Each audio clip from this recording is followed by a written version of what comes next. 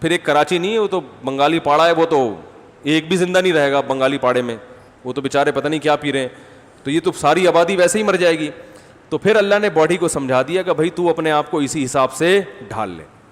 اب کیا ہوتا ہے کہ کوئی انگریز آئے اور یہ پانی ایک گلاس پیے, صبح تک اس کا جنازہ اٹھ جائے گا, وہ زندہ نہیں رہ سکتا. لیکن وہ حیران ہوتا ہے, یار یہ صبح و شام افطاری میں بھی یہی, سحری میں بھی یہی پی رہے ہیں.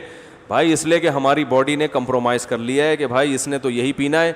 تو وہ باڈی نے اینٹی باڈیز اتنی بنا دی ہیں, اس پانی میں جو جرمز ہوتے ہیں, جراثیم, ان کے خلاف لڑنے کی طاقت باڈی نے اتنی پیدا کر لی ہے کہ باڈی کہتی ہے تو جو بھی آئے گا نا میں جو ہے نا اس کی خبر لوں گی.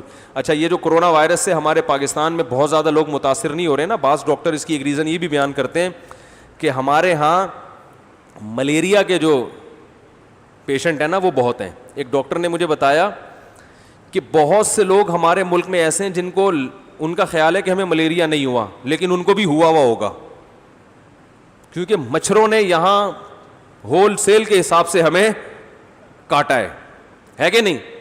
کون پاکستانی ایسا ہوگا جس کو 10-20 کروڑ مچھر زندگی میں نہ کاٹ چکے ہوں ہیں.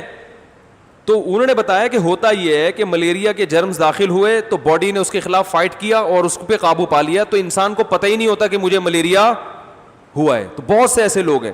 تو انہوں نے کہا یہ تحقیق تو نہیں ہے, لیکن ایک تھیوری ہے کہ جن لوگوں پہ ملیریا کا اٹیک ہوا ہے نا, ان پہ کورونا کا اٹیک کم اثر کر رہا ہے. یہ ریسرچ نہیں ہے, یہ ڈاکٹروں کی تھیوریز ہوتی ہیں کہ اندازے ہوتے ہیں کہ جن علاقوں میں ملیریا زیادہ پھیلا تھا انہوں نے دیکھا وہاں کورونا کے آثار ذرا کم ہے. تو ایک وجہ یہ ہے, یہ ہو سکتی ہے کہ جو ہماری جن اینٹی باڈیز نے ملیریا کی باڈیز سے فائٹ کی ہے نا, تو وہ اس سے لڑنا بھی یہ اسی سے کچھ آپس خاندان ایک ہی ہوگا, سلام دعا ہوگی ان دونوں وائرس کی آپس میں. تو بہت سی بیماریاں اٹیک کر رہی ہوتی ہیں, ہمیں پتہ ہوتا ہی نہیں ہے, اور ہماری باڈی اس پہ کور. میں نے ایک دفعہ وہ بلڈ دینے کے لیے گیا انڈس ہاسپٹل, وہ لوگ ساری بلڈ کی رپورٹس دیتے ہیں. میں نے خون دیا تو انہوں نے رپورٹ دی, انہوں نے کہا آپ زندگی میں کسی کو خون نہیں دینا. میں نے کیوں بھائی؟ انہوں نے کہا آپ پہ تو ہیپاٹائٹس کا بڑا خاندانی قسم کا اٹیک ہوا ہے, ٹھیک ہے نا. تو میں نے کہا ہمیں تو کبھی نہیں ہوا. انہوں نے کہا اللہ نے آپ پہ فضل کیا, آپ کی اینٹی باڈیز نے اس اٹیک پہ اللہ کے حکم سے قابو پا لیا. انہوں نے کہا اب انشاءاللہ اللہ کی رحمت سے امید ہے آپ کو ہیپاٹائٹس کبھی بھی نہیں ہوگا. اللہ کی رحمت تو اللہ ہی کے ہاتھ میں ہے. انہوں نے کہا آپ کو انشاءاللہ کبھی بھی نہیں ہوگا, کیونکہ آپ کی باڈی نے اس کے خلاف کیا کر لیا ہے, ہمیں دیکھو پتہ بھی نہیں چلا, ہم تو ایسے ہی گھوم رہے ہیں, انڈے پراٹھے اسی طرح سے کھا رہے ہیں. لیکن انہوں نے کہا ہوا ہے, اور وہ باڈی نے کیا کر لیا, کور. لیکن انہوں نے کہا کسی کو آپ نے بلڈ دیا تو اس کا کوئی گارنٹی بولو بھائی نہیں ہے.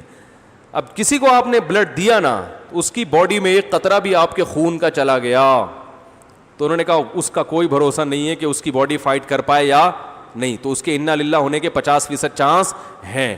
تو آپ نے بلڈ نہیں دینا. اب آپ گھبرائیں نہیں. ان ڈاکٹر نے مجھے قسمیں اٹھا کے کہا کہ یہ بلڈ کے علاوہ کسی اور چیز سے نہیں لگتا, گلے ملنے سے نہیں لگتا, جھوٹا پینے سے نہیں لگتا, ٹھیک, صرف یہ لگتا کس سے ہے, جب بلڈ کسی کے بلڈ میں جائے گا تو اس سے لگتا ہے. اس کے علاوہ نہ چھینکنے سے, نہ تھوکنے سے, نہ گلے ملنے سے, کسی بھی اس طرح کی ایکٹیویٹیز سے یہ وائرس جو ہیپاٹائٹس کا یہ نہیں پھیلتا. اس لیے آپ گھبرائیں نہیں. کورونا کی وجہ سے تھوڑا فاصلہ رکھیں, آپ کسی کو بھی ہو سکتا ہے, لیکن گھبرائیں نہیں. آپ کو پتہ چلا اگلے ہفتے بیان سننا ہی چھوڑ دیا آپ لوگوں نے. لیکن میرے لیے ایک ٹینشن اس خبر کے بعد یہ ہو گئی ہے کہ میں انڈس ہاسپٹل کی طرف سے لوگوں کو خون دینے کی ترغیب دے کے خود پتلی گلی سے نکل جاتا ہوں. اب انہوں نے کئی میرے بیانات رکھوائے خون دینے کی اسلام میں اہمیت, میں بڑا زبردست شاندار بیان کرتا ہوں, بھائی بلڈ دینے سے, یہ بلڈ دینے سے زندگی کسی کی بچاؤ, ایک انسان کی زندگی بچائی جیسے ہزاروں کی زندگی بچا لی. لوگ کہتے ہیں آج تو مفتی صاحب 25-30 بوتلیں تو خود دیں گے, اتنے زبردست فضائل, اور جیسی بیان کیا سائڈ سے نکل.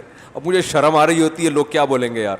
پہلی دفعہ جب میں نے خون دیا نا, پہلی سے مراد یہ کہ جب یہ بیان کر کے پہلی دفعہ تو میں نے لوگوں کو ترغیب دی, پھر میں نے اپنا بلڈ بھی دیا. تو میں نے جو بلڈ دے دیا تو اس کے بعد انہوں نے جب وہ سب کا ٹیسٹ کرتے انہوں نے کہا بھائی آپ بلڈ نہیں دیجیے گا آئندہ, آپ کو نہیں ہوگا لیکن کسی اور کو ہو سکتا ہے.